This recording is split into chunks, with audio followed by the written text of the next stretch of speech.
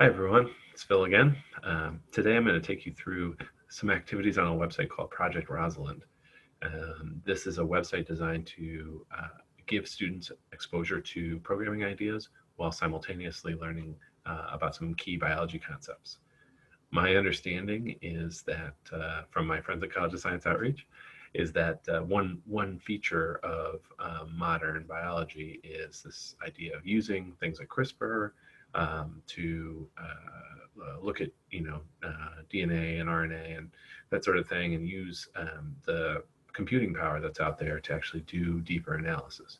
So on one hand, this kind of practice can give your students exposure to computing, which I think is exciting. That's a big part of what I do, and I would be really excited if your students got that kind of experience in the right context.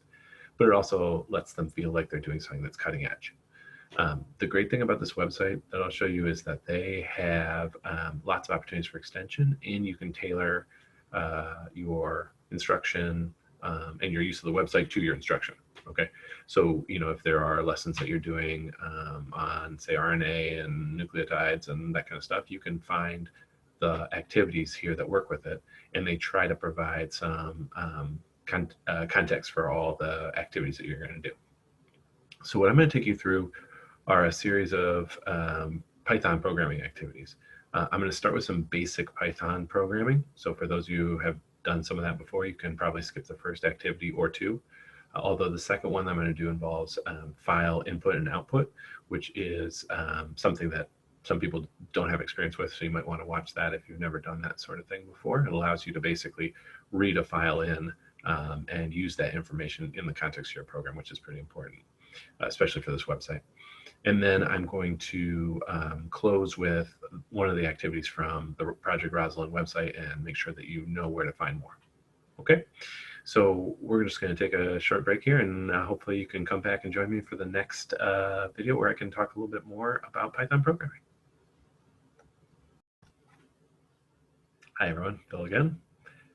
In this video, I'm going to show you how to go through the process of downloading the right software you need to write Python code. Now, there's a lot of ways to do this, and you will find some tools that your students may be more, depending on your school situation, might be easier for you to use in the context of your school. And I will give some resources that you can use as alternates to what I'm going to show you here. I'm going to download this program, which is called Idle. Idle is a piece of software that comes with Python when you go to the Python website, and it is a very simple editor that allows you two windows. One is called the interpreter window, which is where you can write code and test code in single line or small segments. And then there is another window where you can write out your code as if you were writing a file, and then run that code, which goes through the process of compiling it, which is how it gets translated to the code that the computer can read. And so I would recommend using it just because it's pretty standard and pretty simplistic, very straightforward. But like I said, I'll provide some other alternatives in case you have a situation where getting new software on your student's computer is challenging, or if you're using Chromebooks and that's not a possibility for you to use something that's downloadable. So I'm going to show you some websites. All right, everybody, this is python.org. Python is a programming language which has been around for about 20 years and is very popular, really great for teaching students because it's very straightforward. It's been designed, I think, in some ways to be easy to pick up and learn. When you come to the Python website, python.org, you're going to go to Downloads and you're going to pick your platform. So for instance, let's say I'm a Mac user. I'm going to go to Mac. Which, by the way, I'm not a Mac user, but I'm going to demonstrate this way anyway. You can get the latest release, which here is 3.9, and you'll notice there's a Python 2 release, which is 2.7. I don't want to get into too much of a long story here, but just so you know it, there for a long time was development on Python 2, and then they made some significant changes for the third iteration of Python. And the people who had been developing systems in Python 2 said, oh, please don't kill our thread until we have a chance to move things over. And so I said, okay, we'll keep them both open for a while. And then here we are like 15 years later, and they have 2 forks going, and they've sort of tried to push everyone to 3, but I'm dubious that 2 will ever go away. And when you go to the Project Rosalind website in a minute, I will mention that they stress that you use Python 2, but that's just because some of their code examples still use 2. I think 3 is probably the way to go because it's the way that things are going to be in the future, and I'll try and mention the changes when we get to them. So you can download the latest stable release, and when you click on that, it'll basically download the files you need. You can install them, and the program that you're going to look for once you have all that downloaded and installed is called idle. So I'm going to open up idle. Sorry, I'm working on a Linux machine. This is actually a Linux flavor called Debian, which is kind of fun to play with. I like some of the features, and so anyway, this is the Python shell that idle runs in. As you can see, it's a fairly lightweight program. I've got the little spinning wheel of death there, so I'm going to move my window so I see if it wakes it up there.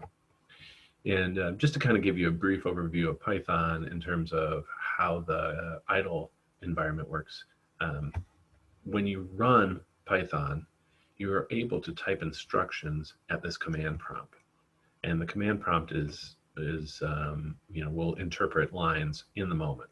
So if I say something as simple as 3 plus 5, it's going to spit out 8. It works just like a calculator. Okay, and I can do more advanced things, like I could make a variable called x, set it equal to 10, and then I can say x times 3, and it'll give me 30. So you can test some of your lines of code here, but we won't write full programs in the shell. What we tend to do is we tend to open up a new file, and we oftentimes have these windows kind of set up right next to each other. And then I'm going to write my code in the new file. So over here, I'm going to leave myself a note. In the other programming languages you've used, I think 2 slashes meant to leave a comment or a note. Here I'm going to use the hashtag or £. Probably want to say hashtag in front of your kids because they'll get it a lot faster. And I'll say Rosalind practice with awesome teachers! Exclamation point. Okay. And once again, anything that comes after the £, in Python is going to be treated like a comment. So it basically, the computer, when it's putting your program together, sees that symbol, and then it just says, I'm going to ignore every character that you write afterwards. Okay. When you go to a new line, however, it's going to start reading those lines as normal unless you put another £. What I wanted to show you is that in Python, you can write lines of code in here. So I could do what I did over there. I could say, say x equals 10, and x plus 2. But this right here, x plus 2, is what we call, it's a code segment, but it's not a statement, because it doesn't have an assignment in it. A lot of programming steps have assignments. And what I mean by that is we have in this case, a variable called x, and we're assigning it with the equal sign, the number 10. So if I wanted to change the value of x, I could say x equals x plus 2. I'll put the spaces in just to make it nice and clear. If this program runs, it will run the first line, x equals 10, and then it'll run the second line where it says substitutes 10 in for the x on this side, adds 2, and stores 12 into x. And then anywhere else I use x down below, like in a print statement, it's going to use the new value. So I'm going to run this program, because what ends up needing to happen when you write programs in Python is you need to run it. And then when you go to run it, it says you got to save it. So we're going to pick a spot and save it. Now, I am going to, oh boy, I can put it anywhere, right? Let's go into my documents. I've got this Superheroes of Science space here that I'm going to use. And I'm going to go ahead and save it in here. So I'll just save it. You can give it any name you want. I'm going to call this Rosalind Practice. I'm using what we call camel casing there by capitalizing the second word. And I'll save it. You notice what it did was it restarted my shell over here and printed out the value. So it did these 3 steps in order. Okay. And I can make any change I want. So if I go over here and I say instead of plus 2, let's do times 5, and I run my program. Now when it runs, it spits out 50 because it goes 10, substitutes 10 in for x, times it by 5, multiplies it by 5, and then it prints out 50, okay? So we're gonna work in this kind of environment most of the time. The Project Rosalind website actually asks you to either copy and paste the output, the value you get over here, or it asks you to upload code. And I think eventually when you start doing heavier problems, you're going to upload a file that you're going to write using your program. Now, before I stop this video about Python, before we get into the Rosalind stuff, I want to do something really quick. I want to show you a good practice for writing new programs. So inside this file, you notice, actually, let me go to the other window. You notice that when I ran this program over here, it just spit the output out, right? It just said, okay, let's write 50 to the screen.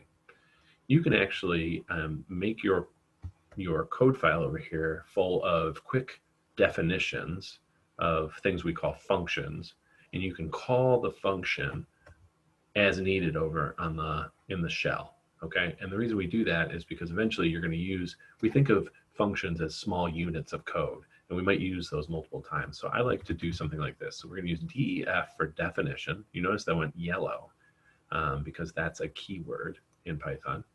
We're going to define the new thing. This new thing is going to be called test Python because I'm not feeling creative today. And then what you'll do is you'll put two parentheses kind of like right next to each other, and then a colon, okay? Now, inside the parentheses, in the future, we're going to put inputs to our program. So let's say we have some values we want to change. We can put those in the parentheses. And then when we run our program, we can provide input. And that way we can run the same segment of code with different values and get different outcomes. For this program, I'm not going to have any inputs, so I'm going to leave it blank. The colon tells you you're going to start a new code block. And so there's actually going to be a problem here, which is I don't have the right indentation. If you remember from working in other languages, maybe you used Arduino, or maybe you did the processing videos that I show, open processing, you probably recall that we used curly braces, which were those ones that looked like little birds, and those formed a block. But in Python, we just get rid of those, which I can tell you from experience is actually, as long as you're being careful about how many spaces you use in your tabs and that sort of thing, it's actually way easier because you're not trying to match all the things. And sometimes that can be a real problem. So what I'm going to do is I'm just going to kind of back up my lines here and hit enter afterwards. And that indents them so that these are all now in a block. Okay. And then when I'm done with my function, I type the word return. And that basically means we're done. We're going to go back. And then on future lines, I could, for instance, write other functions, and I could do that work. Okay. So I'm going to run this module again. And now you notice it doesn't print anything out. But if I type test Python and two parentheses, now it'll print out 50. Okay. So it gives me a little bit more control over what happens. And plus we can write multiple programs in the same file, and then we can run them as we need them. Before I finish this video, I'm just going to make one other change. I sort of limited my program by setting x equal to 10 to start. But I can also put x in here as an argument or as an input, okay? And that's what I was talking about just a few minutes ago. So now if I run the program again, I can actually type a value in between the parentheses. I want to point out one thing before I do that, though, because sometimes students will make changes to their program, and then they go, okay, now I've made the change. Let me go over here, and I'm going to type in my thing, and I'm going to type 10, and I'm going to hit enter. And what you get is an error message, which says, hey, I don't really know. Takes 0 positional arguments, but you gave me 1. What are you doing? And the kids get confused because they look over here and they say, hey, I got that X in there. That means I should be allowed to put the number 10 in there. But if you notice up top, the star in front of the name of the file, that means you haven't saved it and you haven't compiled it. So we have to remember to run it in between every time. Okay. So now I'm going to type in, oops, not text. I'm sure some of your kids would like to text. Test Python. I'm going to put in, I can put in the number 10, but just to make it interesting, I'm going to type in 15. And now it says 75. And if I change that up and I say, oh, let's do 3 instead, now it's 15. Okay, so it's just doing the math, and it's going to substitute in for the letter X the input that you gave it, and then run the rest of the program. Okay. Now, obviously, there's a lot more to programming. We've got a lot more work to do. But sometimes I like to start with something just nice and soft so you kind of get a sense of how things should work, and then we can build from there. Okay? So I'm going to stop now, and in the next video, we're going to start doing some of the practices on the Project Rosalind website.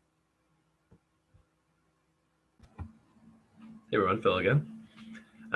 We are going to get into the Project Rosalind website, and we're going to start looking at some biology problems. And we're also going to do 2 short programs which are just Python, but they are from the Project Rosalind website because there are a couple things I wanted to take you through that I thought you might need some help with. But before we do either of those, I have to fulfill a promise that I did not follow through on when I made the last video, which is I told you that after we looked at IDLE and we had ourselves a Python IDE, which is a integrated development environment that you could download to the machines that you're going to use with your students. I told you that there would be an option available for writing code in the browser, and I did not tell you about it, so I'm going to do that here first. So hang on a second, I'll show you that, and then we'll jump right into the programming. Okay, so here we have a website that's called Replit, REPL.IT. And Replit is a pretty cool website that allows you to basically write code and run the code after it gets compiled directly from your web browser.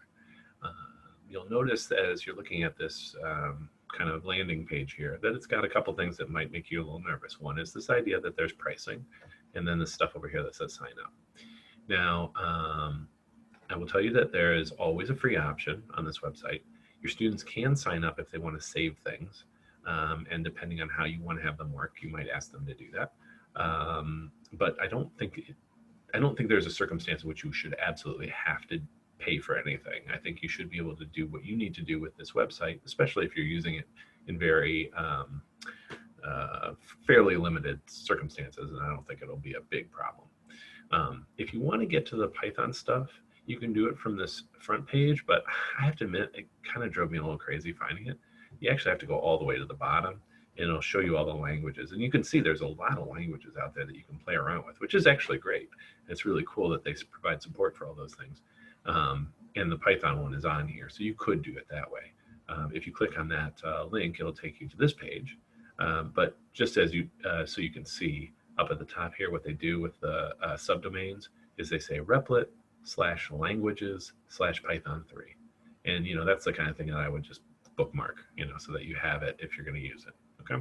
And then you can do the same thing, make like a link that's on the desktop, or tell your students to bookmark it however they do their that kind of stuff in their own environment or on their own machines. And what we can do is we can actually write our code here in this window. And then when we run it, this is almost like a shell. So we can actually do what we need to do over here in the shell. So it's very similar to what I showed you last time, but here it gives you the option to do it within the browser. Now, of course, something goes wrong, also the network's not working, you can run into some problems. So just know that it'll have some frustration if you do it this way, but it's an option. All right. Now that I've showed you that, let's get to Project Rosalind. This is at a website that's called rosalind.info. This is a really, really cool thing that I can't believe exists, and I'm really excited to show you. So some amazing people out there put this together. We can thank them. And I'm going to show you a few of the highlights here on the main page before we get into programming. First things first, if you need to teach Python, and again, teaching programming can be very scary if you're not a programmer by nature. This first section here is called Python Village, and it's a really easy set of almost self-explanatory programming exercises. They certainly try to give you the information you need to start. And then as you work through those, you'll develop the necessary subset of skills, which is pretty limited. I mean, they just teach you a couple of things. And then you go into this thing called the Bioinformatics Stronghold, and you can start working on their problems. And if you look up here, it also has their problems. This is a website where you want the kids to build an account and log in, because then they can keep track of their own progress and they can get rewarded for doing certain programs. So you can have them do that. And of course, if you find a kid who's just really into this, this gives them an opportunity to do work at home and work past where you have them working, and they can learn on their own, and it's great. I haven't explored these other things, but I did want to point out here that it looks like they have a bioinformatics textbook track. So if you really started to like this, it looks like there are some opportunities for you to teach bioinformatics. And then over here, there's a thing about algorithms, because a lot of the algorithms I'm going to show you in the context of doing programming are pretty limited. So there's more advanced things that you can do, and you can get into both those things if you want. Okay. And then this last thing over here is the Bioinformatics Armory, where they actually give you specialized tools for doing bioinformatics analysis. Again, I haven't explored that yet, but it's cool that's there. Now we're going to start by going into the Python Village. So it's going to give you like a little tour up here. I'm just going to close it because I've already been through this. And what I want you to see is there are 6 exercises that you can work on to boost up your skills. I'm actually going to do the problem from variables and some arithmetic, just so you can see it. And then I'm going to do this one called working with files, because those are the 2 things that we really need to know how to do before we can get into the Project Rosalind problems. Excuse me. So I'm going to click on variables and some arithmetic. This is the screen that you see when you get to a new problem on Project Rosalind. And it tries to be nice and concise and clear. So it gives you the problem statement. Given 2 positive integers, a and b, each less than 1,000. Return the integer corresponding to the square of the hypotenuse of the right triangle whose legs have lengths a and b. Okay. And then it gives you some other information. So they're going to give you some sample data and some sample output. But when you log in, it's also going to give you a button that allows you to download the data that you're going to use when you write your solution and run your program and produce an answer. So, you know, if I was to do it, I might hit the button and get the number 147 and 391, and I'd have to use those numbers instead of 3 and 5. So that's, you know, that's pretty neat, because basically what's going to happen is you're going to have a lot of students working on this problem, and they're going to have to request their own data. And so, you know, it gets to the point where they really have to write a robust solution, because they can't just kind of skirt the rules and just have it all automatically print out the answer that uses the data 3 and 5. Not everyone's going to have the same outcome. Okay. The other thing I want to show you before we switch to programming is this. If you click on this thing that says click to expand, the print is very light here, but if you click on that, all of a sudden it's going to give you the information you need to understand how to do what they're asking you to do in this problem. So they talk about assignment and variables and how to print things. They talk about all the different mathematical operators. They talk about using strings, which are collections of characters. Okay. And notice this last one, the example they give is Rosalind Franklin. And of course, the story about Rosalind Franklin, which is that, you know, she's the one who actually discovered the double helix and kind of proposed that idea, I should say. And then it was stolen by others, Watson and Crick, of course. And so she never really quite got the credit that she deserved for being a real innovator in biology. And it's kind of nice that this website is actually, you know, paying homage to her. So we're going to go ahead and do this problem, and that should get us started. And so what I'm going to do is, before I log in here, I'm going to actually go back to my windows. I'm going to bring back those ones that I showed you last time, which are my 2 Python windows. And I'm going to demonstrate how I would go about trying to solve this problem. So if you notice in the problem description, it basically was asking me to find, you know, the hypotenuse, right? It told me I had 2 inputs. And if you remember from the last video, I told you that inside the parentheses of our new definition that we're writing, I can actually include a number of variables equal to the number of inputs I want. There's actually other ways you can do it too, but this is a good starting point, right? So I'm going to do like they said. I'm going to call them A and B. And then I know I have to return C, but technically those of you who are math people and really love math, and by the way, you should all be math people because math is amazing and super fun. But if you remember, what they said is return the square of the hypotenuse, right? So we're actually, I'm going to call it CSQ for C squared, just so I don't forget. And I know from being a math person who loves math and being excited, I should stop saying that. Everyone should be a math person. I don't know why. I'm a math person. Everyone should say they want to be that. But I'm going to go in here and I'm going to recall for you the equation that you hopefully remembered. So it's like c squared equals a squared plus b squared, right? That's what we know. Especially, you got a right triangle. That's the way you can find those sides, right? And so I need to basically find the first part. I need to find the c squared. So all I really need to do is this, a squared plus b squared. So I'm going to use my variable c squared, which I just made up, and then I'm going to assign it the result of that. But as I may have demonstrated to you earlier in another program, you can't do the the caret symbol. That caret symbol does not mean what it means to us in other contexts. It actually does bitwise, like a bit shift, basically, but you don't need to know that. So I'm going to go and I'm going to say a times a, because that's what a squared is, and I'm going to do b times b, okay? And I'm going to run my program. It says, oh, please save me, okay? Notice that it restarted over here, and I'm going to say hypotenuse, and it tells me, gives me a little hint there, a and b. Okay, so let's do 3 and 5 like they did. And if I click the button, it says 34. Now, if I go back here, I'm pretty pumped. Look at that. I got the same answer. Now, that doesn't mean that I got everything right, but it's a good start for sure. Now, what I can do is I can go back over to my shell, and I can run it again, and I could do another one that might make sense. So let's do some math that I can actually do in my head. Let's do 6 and 8. So 6 squared is 36, 8 squared is 64, so that should be 100. Yes. Cool. This is a good start, okay? Now, I'm just going to take a brief pause so I can log in, and then when I come back, I'm going to show you how you actually provide your response to the website.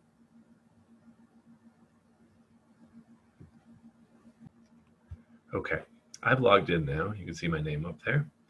And one thing you'll notice when I come down here is it's already proud of me because I did this, but I'm going to do it again. So one of the things that you'll see when you come down here, just like I talked about, is this is below the other window that I showed you. It tells you have a time limit. You're going to have 5 minutes to upload the answer. So what you need to do in that time is you need to download the data, you need to open the file that they give you, and you need to run your program with their data, and then you need to plug your answer in so that it can give you the credit that you're due. So if I click download data set, it asks me, oh, what do you want to do with it? Well, I'm going to open it with my text editor. And you'll notice, here it is. So they gave me 2 numbers. So in order for me to get credit for this problem, I have to add 982 and 802 into that problem. Okay, so I'm going to go to my shell, and I'm going to say, just like I did before, I'm going to give you a hot tip over here. Oops, hold on a second. I think I was monkeying around with Python, and there you go. Okay, so if you hit, from the shell, if you hit Alt-P, it brings back the last thing you typed. And you could keep hitting Alt-P and go through all the possible things you typed, okay? That's actually pretty handy to use when you're doing programming. And my values were, what were my values again? I should never have not looked at them. Okay, 982 and 802. 982 and 802. 982, 802.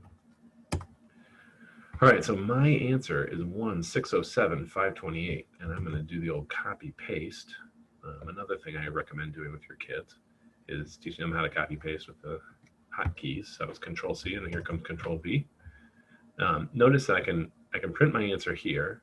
I could have just typed it in as well, or I can attach a file that has the answer in it, or I can provide my code. So it gives me a lot of ways to actually present my solution. I'm going to hit submit, and notice it says, congratulations, you solved this problem. Now I solved it again, and it's correct, but I don't think there's a punishment for doing it multiple times. You can now click on the buttons that say questions, which gives you a place where kids can ask questions about what's going on. You can look at other solutions, and you can get an explanation. So once you get to this point, you can get a lot more information if you want. Are you pumped? Okay. We're going to take a break, and when we come back, we're going to do one more regular Python activity, and then we're going to, after that, do one biology-specific Python activity.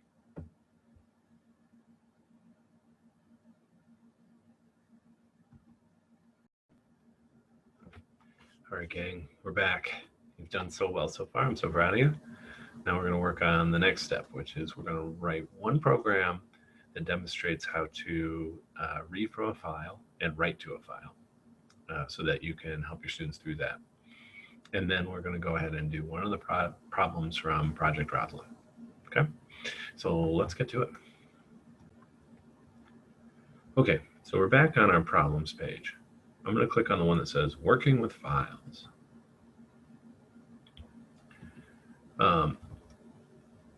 Same setup as before.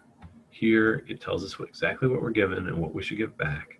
Gives us a sample data set and some sample output. And then if I click on this, it'll tell me how to do it.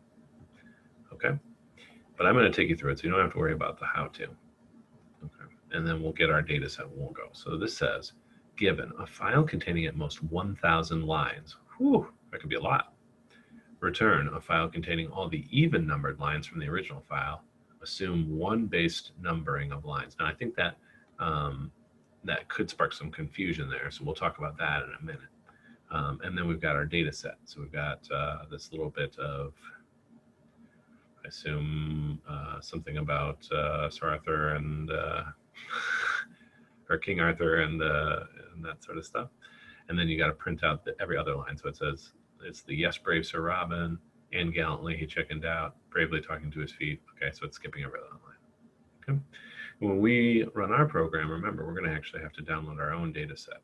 Same 5-minute limitation. Okay, so let's go ahead and pull up our idle window so we can get working. All right, there's my hypotenuse program. And notice I'm just going to leave that there. It doesn't hurt me doing this one. I'm going to call this one, let's just call it even lines, because that's, oops, even lines, okay. Now we're going to get as an input, it says a file. Now this is where I think Python is a little bit easier to use than say other programming languages, because all I have to do is just give it a variable name. I'm just going to call it fn for file name, but I don't have to worry that much about, for instance, what type of information it is. Okay. And then like before, I'm going to say return, because that allows me to finish my code, and then I'm going to work inside. So I'm going to do something that I did, I think, in the context of doing the Arduino program, and maybe I did in other places too. But I think it's a good practice for your students, especially as you're starting to think through how to actually tackle this problem. So let's start writing out some notes. My first note is I've got to open a file for, open the file to read, and then open a new file to write. So I got to take those two steps. Then I'm going to have to loop through all lines of the read file. And then when I'm in there, what do I want to do? Well, if line is even, write line to write file. Else we do nothing. And then I want to close write file, and I want to close read file. Okay. So again, that kind of helps you think things through. And I think for your students, this is actually an underrated step that they're going to struggle with. It's just getting the right idea of how to do it. And if you can do some of these problems with them, especially these early ones that are just Python focused, it might give them some confidence, okay? So I'm going to write the lines and then I'm going to get rid of the notes. So the first thing is, how do I open a file? Okay, well, I called this first guy read. Now, sometimes when you type in words, they'll show up highlighted, and that's going to mean that it's something that already exists in Python. So I like to give my, we'll just call it freed for file read, I guess. But you can call it whatever. Maybe we could just do FR for file read if that's not too confusing. And all you have to do to open a file is say open. Now, when you type the parenthesis, what it gives you is it gives you all the possible things you can type in. And notice that down below here, it says open file and return a stream. Again, there's a lot of technical details you don't need to really worry about, but essentially what it does is it opens the file and can stream data into you based on your request in the context of the program, okay? The only things you absolutely have to include are you have to include the file name, which in our case is FN, because that's our variable that we're reading in from up here, okay? And then we have to give it a mode. The default mode, as it says here, is read, but I like to make sure that I say R right there. And that's it. That's all we need to say, absolutely 100%, okay? Now notice I put it inside the quotations, and that's because that R is a character that I need to make sure that it reads as a character. If I just type the letter R without those single quotes, then it's going to try and look it up as if R is a variable. Okay, so that's an important detail. You want to put things in quotations that you mean to be just the letter itself and not some variable representing some other value. Okay, so that'll open my file to read. And because I want to complete the loop for you, so to speak, I'm going to close my read file. It turns out that if you don't close the file, it's not the end of the world, but it's good practice. All you have to do is say close. Now, since we did both of those steps, I'm also going to make another, I'm going to say something additionally. What you're doing here with open and close are functions, okay? They are pre-written pieces of code that you are calling, and somewhere you could find the definition of how these things worked if you were really inquisitive. But most of the time you don't need to know what goes on inside the function. You can assume that whoever wrote it did the most efficient way for opening up a file, okay? In this case, we call it by just typing the word open, because that's a known way to open a new file. And then you assign the outcome of that to the variable fr. Once the outcome has been assigned to fr, then we use the dot operator, which is right here.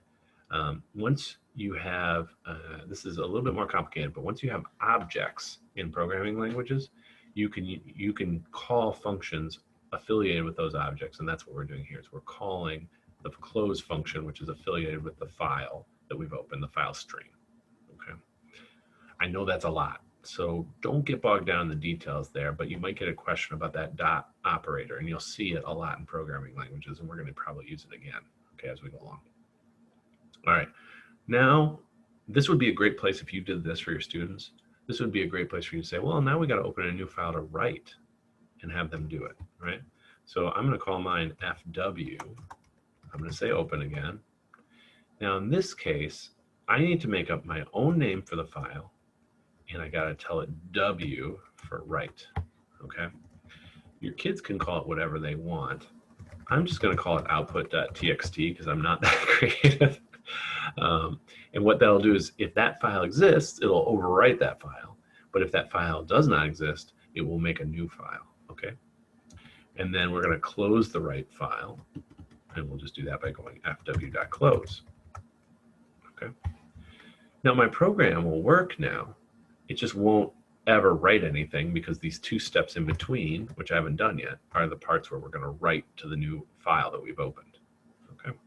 So notice that in the highlighted text, or this text that's left here in the comments, it says loop through all the lines of the read file, and if the line is even, write the line to write the file, to write file, sorry. And at this point, because that's confusing to read, we'll call it to FW, because that's what we're calling our stream or whatever. Okay, now we haven't used a loop in Python yet, but you've seen it in other languages, and so hopefully this won't look too foreign. Python has really flexible loop features. Like many languages, it has a for loop. For loops usually are loops that we think of as definite loops, meaning that they have a set number of iterations that they can do. One way to use a for loop, and this is not what we're going to do for this, but I just want to demonstrate, is to say for the variable I in the range 0 to 10, and that would execute that particular loop 10 times, and the variable I will get the values 0, 1, 2, 3, 4, 5, 6, 7, 8, 9, but not including 10, okay? And then if you know it's going to execute 10 times, you can do whatever you want to do 10 times down below. We're going to use something similar. Instead of storing numbers into a variable, we're going to create a new variable called line. And instead of saying range 0 to 10, we're just going to say FR, because FR is the name of our stream. So basically what it's going to do is it's going to go through the input it's getting from that's reading from that file, and it's going to store each line in the variable line. Now, it's not doing that because I wrote the word line in there. I could call this hippopotamus, if I can spell it. Hippopotamus, I think that's right. This is just a variable name, okay? The reason why it does what I want it to do is because that is the behavior when reading from in a loop, as you're going to see when I do the code below, okay? If you need it to do other kinds of behaviors like read it character by character, you're going to have to come up with a more clever way to do it, okay? And we don't have to worry about that right now, so let's just worry about the line by line. Okay, so what I'm going to do now is I'm going to, let's do it this way. Let's write the line that writes output. And it's just as simple as that. Just like this one down here that says dot close, now we're going to do one that says dot write, and we're going to include the line in there. Okay? Now that's pretty good. It's pretty cool. But it doesn't work the way that it was supposed to, right? Here, we can get rid of this one too, because it's just so cluttered. The thing that it doesn't do is it doesn't figure out how to print only the odd lines, okay? And this is where a little bit of math comes in handy. And this is something that I don't expect your kids would naturally think of. So you can demonstrate for this for them. And in fact, what I'm going to do for you is I'm going to actually write an example here in my shell, okay? So let's see if I can, I don't know, just trying to create some space. I can't remember. I think there's a way you can clear this, but I don't remember how. I should be, as a teacher, I should be really good at doing this, but I just don't remember. I don't think it's anything like this. Can you clear it? No. CLR? No, okay. I thought I'd try it. Anyway, what I'm going to do for you is this. I'm going to use that same notation that I talked about before to demonstrate how to do the even odd thing. So if I do for I in range 0 to 10 and print I and run my code, it writes the numbers 0 through 9. Now, if I want to print out only the even of those, I can do the same thing, 0 to 10. But now I can ask a question. So I'm going to say if I, which is my variable that gets those numbers, if I, and I'm going to use a special programming operator, which is the percent sign. So let me write the line first and then I'll explain it.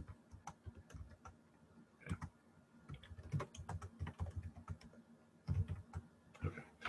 So if you notice what I did is I said if I percent sign 2 equals 1. So the percent sign is what we call the modulo operator or modulus. And what it does is it does the division and gives you the remainder, which I have also discovered working with young kids now is that they don't always do long division the way that we had to do long division as kids. Like there's all this new mathy kind of stuff where they like don't always do the same things we did, which I don't understand. Even though I taught math, I find it very mystifying. But here what it means is if I put in the number 7 for I, it's going to do 7 divided by 2, which is 3, with 1 remaining. And then it's going to take that 1 and it's going to return that value. So 7 modulus 2 is equal to 1. Now I use the double equal sign, which means compare. So it's going to compare 1 over here to 1 over here. And if that's true, then it's going to print it out. If, for instance, I did 6 modulus 2 is 3 with nothing left over. And that means 0 equal 1 will return false because 0 and 1 are not the same. And then it does not print it out. So to demonstrate this, I'm just going to hit enter. You'll notice it only printed out the odd numbers, 1, 3, 5, 7, 9 in that set from 0 to 10 or 0 to 9 because it doesn't do 10 because that's it's exclusive on the right-hand side, just a thing that you have to get used to, okay? So I'm actually going to use a similar thing here. I'm going to go inside my loop in my program, and I'm going to say if I modulus 2 equals 1. Oh, wait, which one am I doing? I'm doing even lines, so I have to say equals 0. Then I want you to write that line. Make sure there's that indentation there. Okay, that's important. Now that would be great if I had a variable called I. But if you notice, there's no other point in the program where I exists. Here I had access to it because I used it in the header of the loop, but over here we don't. So what I'm going to have to do is I'm going to have to add a line up above that creates a new variable, I, and sets it equal to 0. Okay? And then inside the loop, I'm going to have to change or update the value of I. Okay? Now you can write this out like this. This is a code statement that does not make algebraic sense. I equals I plus 1. But remember, it does the right-hand side. So whatever the old value of I was, it gets plugged in. And then it stores that new value onto the left-hand side. There's also a really handy shorthand operator that you can use, which is this, I plus equals 1, if you want. A lot of people like that because it looks cool. But I'll stick with I equals I plus 1. Okay. Now, I've obviously done this before, and I like programming. So for me, this probably wasn't stressful. For you, it might be stressful. And you also might be thinking to yourself, well, what do I do now? You know, I've started writing this program, but I don't know if it's right. How do I know if it's right? Well, I've kind of broken my credo, which is write a little, test a little. So I should run my program. So I'm going to type even lines, but I don't actually have any test data yet. So let's go back to the Rosalind website. Let's download a new data set. It's going to pop open the same thing that I got before, and I'm going to say, okay, let's open it. If you open this, look at this. It's a little bit of the old Jabberwocky. Yes, I love some. Who wrote Alice in Wonderland? I know the answer to this. Great mathematician. I think the book is actually probably on my bookshelf somewhere. Sorry, I want you to know that I don't lie. You know, good old Lewis Carroll here. I'm a big Lewis Carroll fan, so there you go. That was what I was supposed to be remembering. Lewis Carroll. All right, so Lewis Carroll, and this is my text. You notice the name in this text is Rosalind ini5.txt. And it says it's read only. Well, I guess I can just, let's close it for now. And I'm gonna have to go find that. So I'm gonna go open my files, and I'm gonna go to my downloads. It says it's empty. Ooh, that's not good. It probably means that it did not save that here in Linux. So that's not good. Let's download that current data set again, and this time let's save it. And you notice my Mozilla browser says it's saved. So now if I go back here to my downloads window, oops, it's there. Now, if I type the path to the file, I'm fine. But I know your kids are going to mess that up, and file absolute and relative file path names are just a whole nother thing. So what I'm going to do instead is I'm going to Control X. I'm going to cut this file, and I'm going to go to my documents. I'm going to find my Superheroes of Science, and this is where my Python file is. So I'm going to put that same thing right there. If you do it within the same folder, then you can use this name and not have to worry about typing a whole lot when you are trying to call your function. So I'm going to say that this is called what was it called? It should be right there. Rosalind ini5.txt is the name of my file. Okay, and if I hit enter, uh-oh, I really did it now.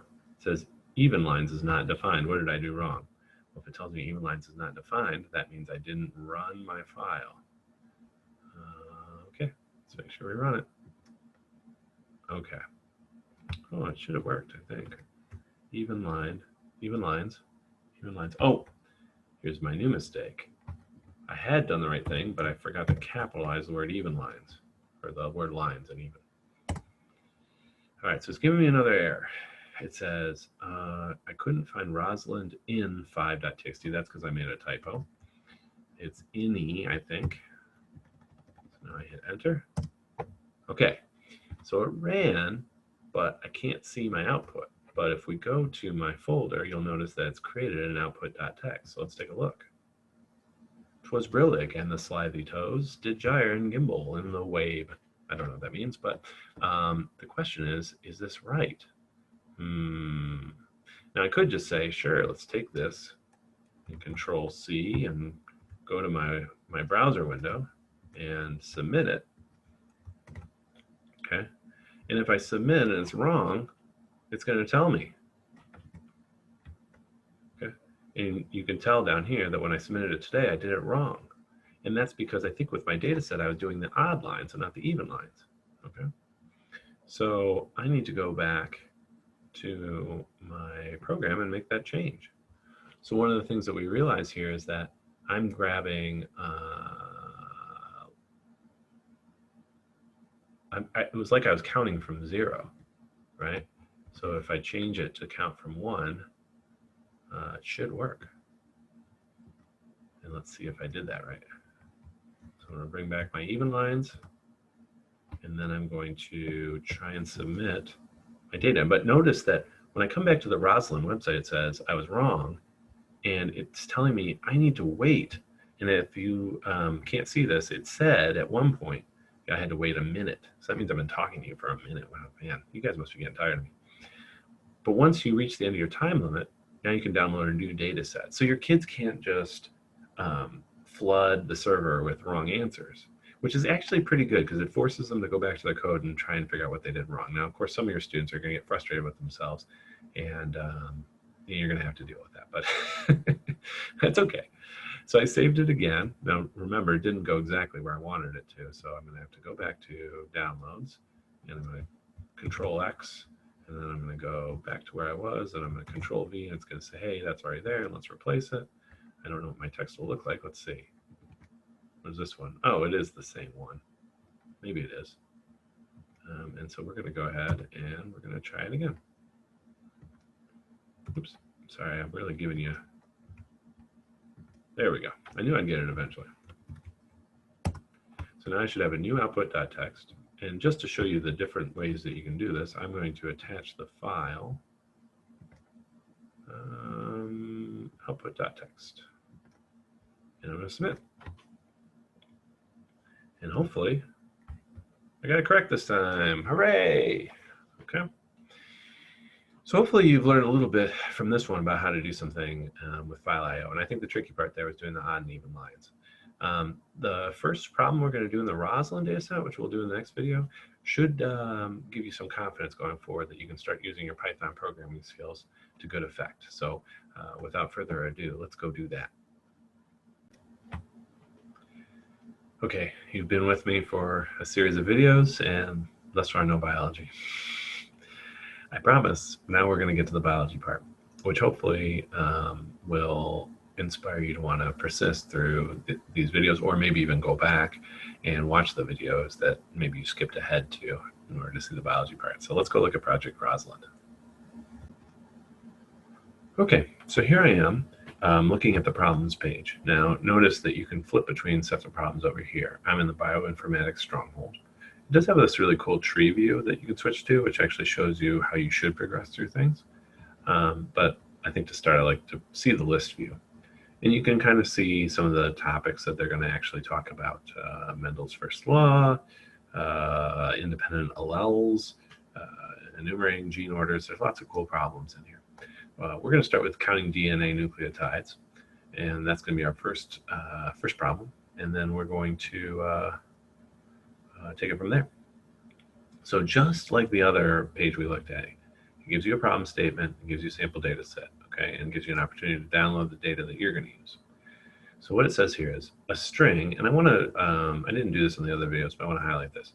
If I move my mouse over this, it actually defines the terms for you, which is kind of nice. So if your students don't remember exactly what they're supposed to know about strings, they can look at what the website will tell you, which is it's an ordered collection of symbols formed into a word. So it says a string is simply an ordered collection of symbols selected from some alphabet and formed into a word. There you go.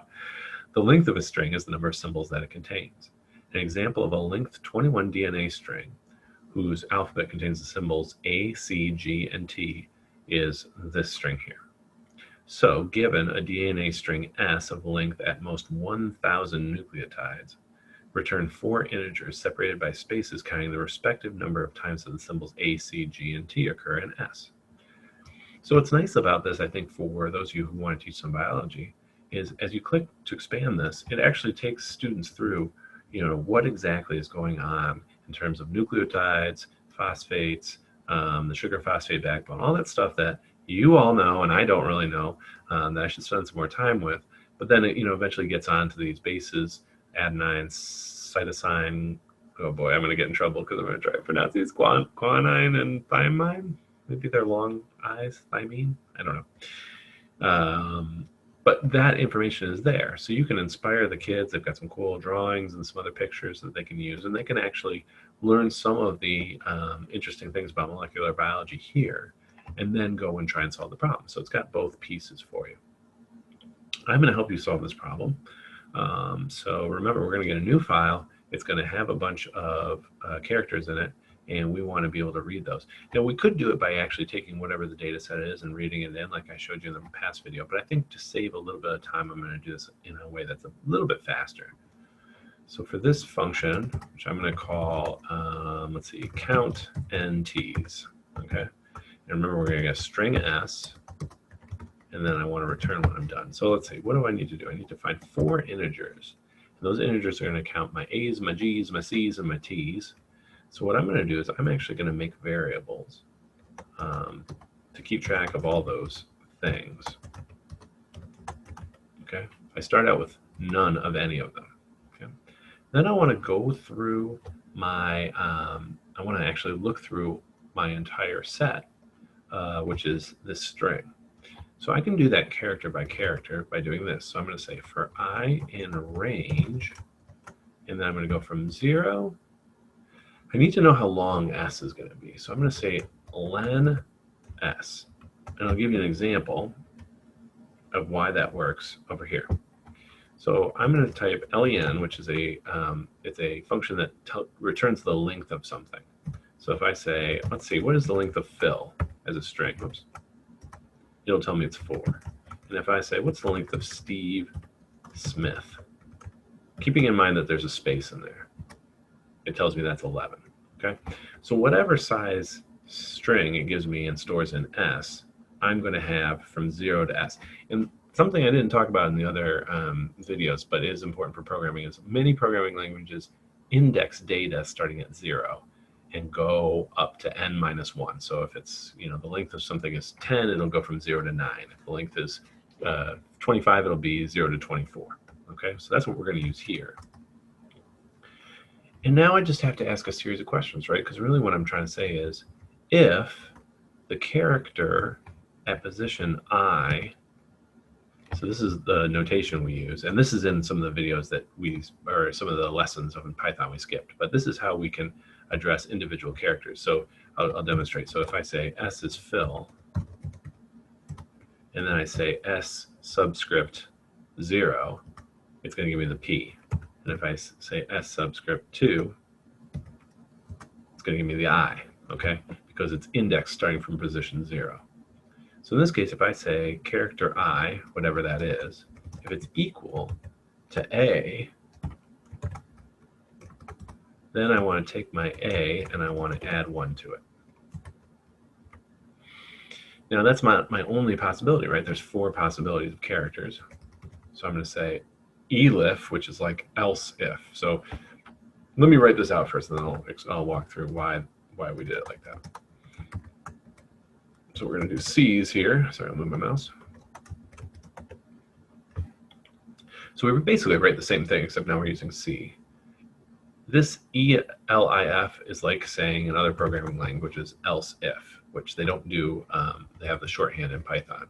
And really what that means is when it does these branching statements with the if, which is called a conditional, it's going to look for the first condition that's true and execute it, and then it skips all the rest no matter what. It doesn't do it if it's A and then it's also C, which only matters if you're comparing something and maybe say you're comparing a number and the number is greater than something. But this is how this works in this context. So we're going to actually branch and repeat these lines. And if your students are going to do this, so we might as well do it. Let's get real lazy and just copy paste. And now I want to change this. So it's G, it's T. We'll change that to G, and we'll change that to T. And now I've got pretty much everything I need. All I have to do is return the values. So the way that they talked about the output is just printing them out with spaces in between. So you can do that. I could return a string like this, and I can build it, concatenate it, which I think we did in another video. This is a little bit tedious, I must say, but it works.